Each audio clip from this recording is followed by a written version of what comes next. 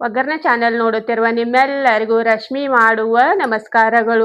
ನಮ್ಮ ಚಾನೆಲ್ದಾಗ ನಾನು ಸುಮಾರು ಥರ ಹಪ್ಪಳದ ರೆಸಿಪಿ ಮಾಡಿ ತೋರಿಸಿದ್ದೀನಿ. ಅಕ್ಕಿ ಹಿಟ್ಟಿನ ಹಪ್ಪಳ, ಅಕ್ಕಿ ಹಪ್ಪಳ ಭಾಳ ಥರ ಮಾಡಿದ್ದೀನಿ. ಇವತ್ತು ನಾನು ಡಿಫ್ರೆಂಟ್ ಆಗಿರುವ ಕಡ್ಲಿಬೇಳೆ ಹಪ್ಪಳ ಮಾಡಿ ತೋರ್ಸದೇನಿ. ಇದು ತಿನ್ನಕ್ಕೆ ಭಾಳ ಮಸ್ತಾಗಿರ್ತೈತಿ. ನಮ್ಮ ಚಾನಲ್ ಇನ್ನ ಯಾರು ಸಬ್ಸ್ಕ್ರೈಬ್ ಮಾಡ್ಕೊಂಡಿಲ್ಲ ಸಬ್ಸ್ಕ್ರೈಬ್ ಮಾಡ್ಕೊರಿ. ಬನ್ನಿ ಕಡ್ಲಿಬೇಳಿನ ಹಪ್ಪಳ ಹೇಗೆ ಮಾಡೋದಂತ ನೋಡೋಣ. ಕಡ್ಲಿಬೇಳೆ ಹಪ್ಪಳ ಮಾಡ್ಕೊಳಕ ನಾ ಇಲ್ಲಿ 1 ಕಪ್ ಕಡ್ಲಿಬೇಳೆ ತೊಗೊಂಡೇನು, 1 ಕಪ್ ಅಕ್ಕಿ ತೊಗೊಂಡೇನು. ಎರಡೂ ನಾನು ಪೈಲಾನ ನೆನೆ ಹಾಕಿನಿ, 1-4 ತಾಸು ನೆನೆಸ್ಕೊಂಡೇನು. ಈಗ ಕುದಿಸ್ಕೊಂಡು ಇಲ್ಲಿ ನಾನು ಒಂದು ಕುಕ್ಕರ್ ತೊಗೊಂಡೇನು. ಇದ್ರಾಗ ನೀರು ಹಾಕ್ತೇನು.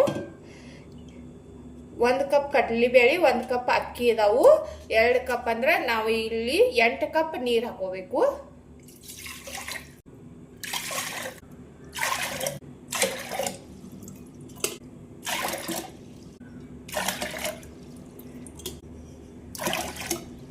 ಎಂಟು ಕಪ್ ನೀರು ಹಾಕಿದೇನು. ಈ ನೀರು ಕಾಯಕ್ಕೆ ಇಡ್ತೇನೆ ನಾನು. ನೀರು ಕಾಯಕ್ಕೆ ಇಟ್ಟಿದ್ದೇನು. ಒಂದು ಅರ್ಧ ಚಮಚ ಜೀರಿಗೆ, ಒಂದು ಅರ್ಧ ಚಮಚ ಆಗೋಟ್ಟು ತೆಳು ಹಾಕದೇನು ನಾನು. ಒಂದು ಚಮಚ ಆಗೋಟ್ಟು ಮೆಣಸಿಕಾಯಿ ಪೌಡ್ರ್ ಮಾಡಿ ಇಟ್ಕೊಂಡನು, ಅದನ್ನ ಹಾಕದನು. ಒಂದು ಚಿಟಿಕೆ ಆಗುವಷ್ಟ ಸೋಡಾ ಹಾಕದೇನು ನಾನು. ನೀವು ಬೇಕಂದ್ರೆ ಹಪ್ಪಳ ಖಾರ ಭೀ ಹಾಕಿ ಮಾಡ್ಕೋಬಹುದು, ಹಾಕದೆ ಹಾಗೆ ಭೀ ಮಾಡ್ಕೋಬಹುದು. ರುಚಿಗೆ ಬೇಕಾಗುವಷ್ಟು ಉಪ್ಪ ಎಲ್ಲ ಹಾಕಿ ಒಂದು ಮಿಕ್ಸ್ ಮಾಡ್ರಿ. ನೀರು ಎಸರು ಬರಲಿ. ಎಸರು ಬಂದ ಬಳಿಕ ಅಕ್ಕಿ ಬ್ಯಾಳಿ ಎಲ್ಲ ನೆನೆಸಿಟ್ಕೊಂಡೇವಲ್ಲ ಅದನ್ನ ಹಾಕೋನು. ನೋಡ್ರಿ ನೀರು ಎಸರು ಬಂದಾವು. ಈಗ ಅಕ್ಕಿ ಬ್ಯಾಳಿ ನೆನೆಸಿಟ್ಕೊಂಡೇವಲ್ಲ ಇವನ್ನ ಹಾಕ್ತೇನೆ ನಾನು. ಎರಡು ಭೀ ಒಂದೊಂದು ಕಪ್ ತೊಗೊಂಡೇನು ನಾನು. ಸೇಮ್ ಕ್ವಾಂಟಿಟಿ ತೊಗೊಂಡೇನು. ಒಂದು 4 ತಾಸು ನೆನೆಸಿದೇನು. ನೀವು ಬೇಕಂದ್ರೆ ರಾತ್ರಿ ನೆನೆ ಹಾಕಿ ಮುಂಜಾನೆ ಭೀ ಮಾಡ್ಕೋಬಹುದು. ಹಾಕಿ ಒಂದು ಮಿಕ್ಸ್ ಮಾಡ್ರಿ. ಈಗ ಕುಕ್ಕರ್ ಲಿಡ್ ಹಾಕೋನು.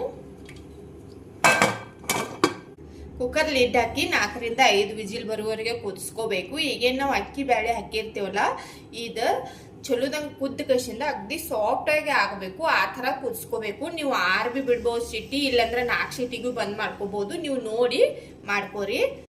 ಕುಕ್ಕರ್ ವಿಜಿಲ್ ಆಗಿ ತಣ್ಣಗಾಗೈತಿ. ಈಗ ತೆಗೆದು ನೋಡೋನು.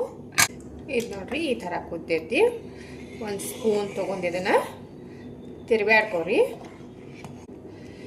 ಇದೆಲ್ಲ ಒಡಿಬೇಕು, ಆ ಥರ ತಿರ್ವ್ಯಾಡ್ಕೋಬೇಕು ನಾವು. ಇದನ್ನ ಉರಿ ಹಚ್ಚಿ ಇನ್ನೊಂದು 5 ನಿಮಿಷ ಕುದಿಯಾಕೆ ಇಡ್ತೇನೆ ನಾನು. ಕುದಿದ್ನ್ಯಾಗ ತಿರ್ವ್ಯಾಡ್ಕೋತಿರುನು.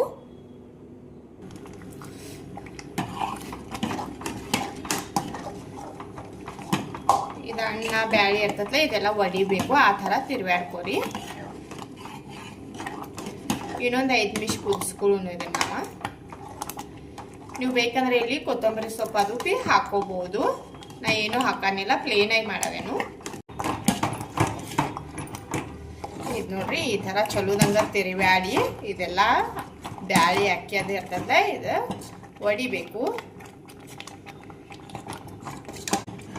ಬ್ಯಾಳಿ ನೀವು ಒಂಥರ ಹೆಚ್ಚು ನೆನೆಸಿ ಮಾಡ್ಕೊಂಡ್ರಿ ಅಂದ್ರೆ ಭಾಳ ಏನು ಟೈಮ್ ತಗೊಳ್ಳೋದಿಲ್ಲ.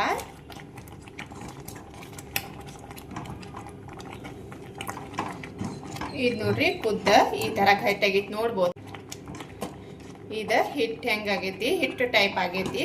ಅಕ್ಕಿ ಬ್ಯಾಳಿ ಎಲ್ಲ ಒಡೆದ ಕಸಿಂದ ಈ ಥರ ಆಗಬೇಕು. ಅಲ್ಲಿವರೆಗೆ ಕುದಿಸ್ಕೋಬೇಕು ನೀವು. ಈಗ ಗ್ಯಾಸ್ ಬಂದ್ ಮಾಡ್ತೇನೆ ನಾನು. ಇದು ಆರ್ಲಿ, ಆರಿದ ಬಳಿಕ ಹಪ್ಪಳ ಮಾಡ್ಕೊಳ್ಳೋನು. ಹಪ್ಪಳ ಮಾಡ್ಕೊಳಕ ಇಲ್ಲೊಂದು ಪಾಲಿಥೀನ್ ಕವರ್ ಹಚ್ಚಿದೆ ನಾನು. ಥರ ಒಂದು ಚಮಚಲ್ಲಿ ಹಾಕಿ ಕಸಿಂದ ಇಲ್ಲಿ ನೋಡ್ರಿ ಭಾಳ ಸಿಂಪಲ್ ಐತಿ. ಈ ಥರ ಸ್ಪ್ರೆಡ್ ಮಾಡ್ಕೋತ ಹೋಗ್ರಿ. ಒಂದು 5 ನಿಮಿಷನಾಗ ನಾವು ಒಂದು 100 ಹಪ್ಪಳ ಮಾಡ್ಕೋಬಹುದು. ನೋಡ್ರಿ ಎಷ್ಟು ಸಿಂಪಲ್ ಐತಿ. ಒಬ್ಬರ ಇದ್ರೆ ಭೀ ಭಾಳಷ್ಟು ಹಪ್ಪಳ ಮಾಡ್ಕೋಬಹುದು.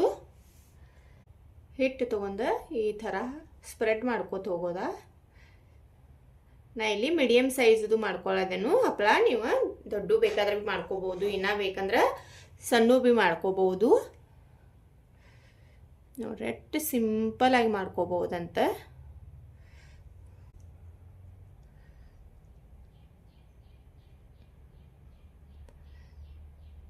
ಎಲ್ಲ ಹಪ್ಪಳ ಬಿ ಇದೇ ಥರ ಮಾಡ್ಕೊತೇನೆ ನಾನು. ಮಾಡ್ಕೊಂಡ್ ಬಳಕ ತೋರಿಸ್ತೇನೆ ನಿಮಗೆ.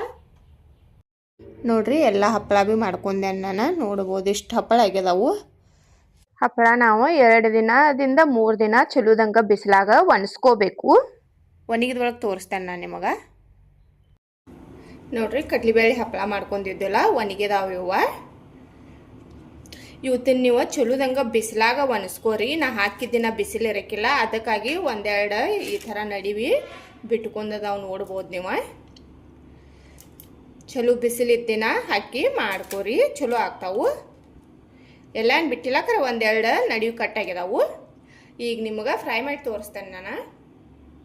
ಎಣ್ಣೆ ಕಾಯಕ್ಕೆ ಇಟ್ಟಿದ್ದೇನೆ ನಾನು. ಎಣ್ಣೆ ಕಾದೈತಿ. ಈಗ ಹಪ್ಪಳ ಹಾಕ್ತೇನೆ.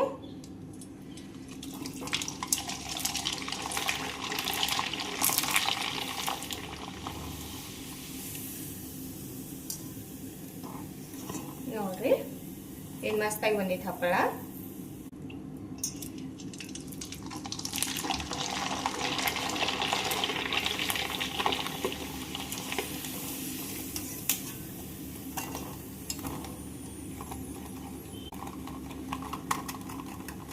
ಅರಳದಾವು ಬಿ ಹಪ್ಪಳ.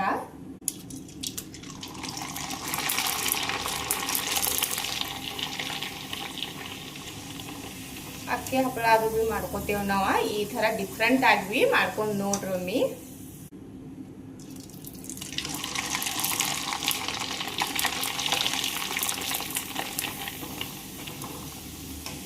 ನಾವು ಒಂದು ಸ್ವಲ್ಪ ಫ್ರೈ ಮಾಡ್ಕೊಂಡ ಉಳಿದ ಡಬ್ಬಿ ತುಂಬ ಇಟ್ಕೋತೇನು.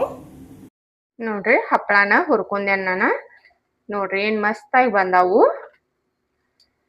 ಒಂದು ಹಪ್ಪಳ ಮುರಿದು ತೋರಿಸ್ತೇನೆ ನೋಡ್ರಿ ನಾನು ನಿಮಗೆ. ನಿಮ್ಗೆ ಅನ್ಸೋದೇ ಇಲ್ಲಿ ಕಡ್ಲಿಬೇಳೆಯಿಂದ ಮಾಡಿದೆವು ನಾವು ಅವತ್ತಲ್ಲಿ. ಭಾಳ ಮಸ್ತಾಗಿ ಬಂದಾವು.